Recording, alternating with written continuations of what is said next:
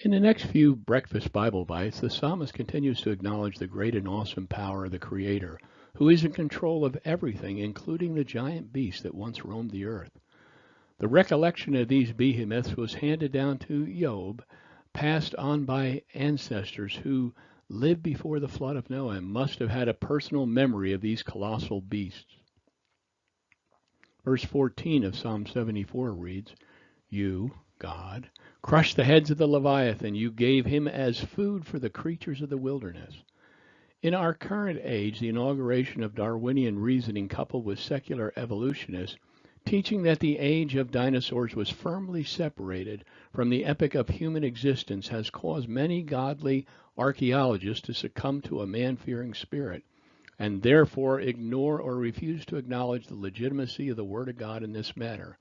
This is evidenced even in our own Bibles by some of the interpreters' use of the word crocodile, whale, or hippopotamus, finding themselves unable to translate the word Leviathan as belonging to the anthropological grouping of dinosaurs, since the current humanist religion of evolution dictates that Homo sapiens and dinosaurs would never have interacted, given that they were separated by millions and millions of years. Unexplained, or unbeknownst to them, is the epic passage in Job 41, 1 through 34. Job is thought to have lived just this side of the flood. Because of his still elongated but diminishing lifespan from the pre-flood era.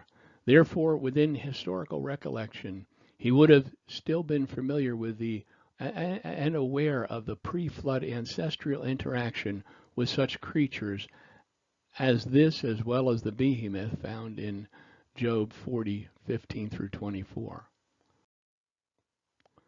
Verse 1 of this has God questioning Job. Can you pull Leviathan with a hook, or use his tongue, or tie his tongue down with a rope? Can you put a cord through his nose, or pierce his jaw with a hook? Will he beg you for mercy, or speak softly to you? Will he make a covenant with you so you can take him as a slave forever? Can you play with him like a bird, or put him on a leash for your girls? Will traders bargain for him, or divide him among the merchants? Can you fill his hide with harpoon, or his head with fishing spears? Lay a hand on him, you'll remember that battle and never repeat it. Any hope of capturing him proves false. Does a person not collapse at the very sight of him? No one is ferocious enough to rouse Leviathan. Who can then stand against me? God. Who confronted me that I should repay him? Everything under heaven belongs to me. I cannot be silenced about his limbs, his power, and his gracious proportions. Who can strip off his outer covering? Who can penetrate his double layer of armor? Who can open his jaws surrounded by those terrifying teeth? His pride is in his rows of scales clearly sealed together. One scale is so close to another that no air can pass between them. They are joined to one another, so closely connected that they cannot even be separated. His snorting flashes with light. His eyes are like rays of dawn. Flaming torches shoot from his mouth. Fiery sparks fly out. Smoke billows from his nostrils as from a boiling pot of burning reeds. His breath sets ablaze, and flames pour from his mouth. Strength resides in his neck, and dismay deigns before him. The folds of his flesh are joined together, solid as metal and immovable. His heart is as hard as a rock, as hard as a lower millstone. When Leviathan rises, the mighty are terrified. They withdraw because of this thrashing. The sword that reaches him will have no effect, nor will a spear, dart, or arrow. He regards iron as straw and bronze as rotten wood. No arrow can make him flee. Slings and stones become like stubble to him. A club is regarded as stubble, and he laughs at the sound of a javelin. His undersides are jagged potsherds, spreading like mud, like a threshing sledge. It makes the depths seethe like a cauldron. He makes the sea like an ointment jar. He leaves a shining wake behind him. One would think the deep gray hair. He had no equal on earth, a creature devoid of fear. He surveys everything that is haughty.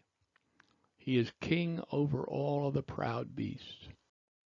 Verse 15 of 74 reads, You broke open springs and torrents. You dried up ever-flowing streams. Genesis 7:11 through 12. In the 600th year of Noah's life, in the second month, in the 17th day of the month, on that day all the sources of the watery depths burst open.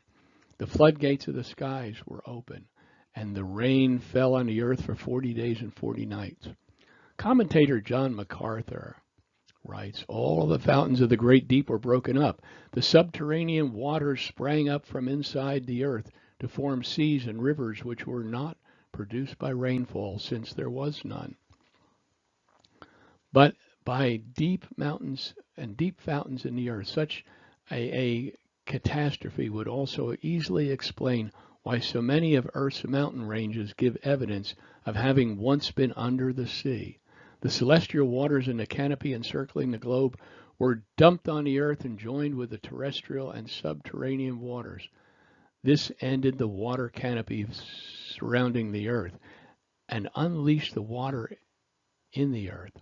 Together, these phenomena began with the new system of hydrology that has since characterized the earth.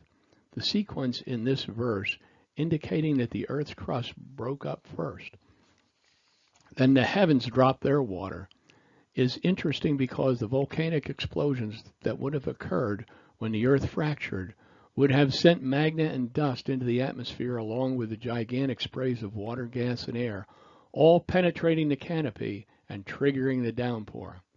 The psalm continues, expressing the greatness of God in verses 16 and 17, and perhaps the essayist has the act of creation in his mind.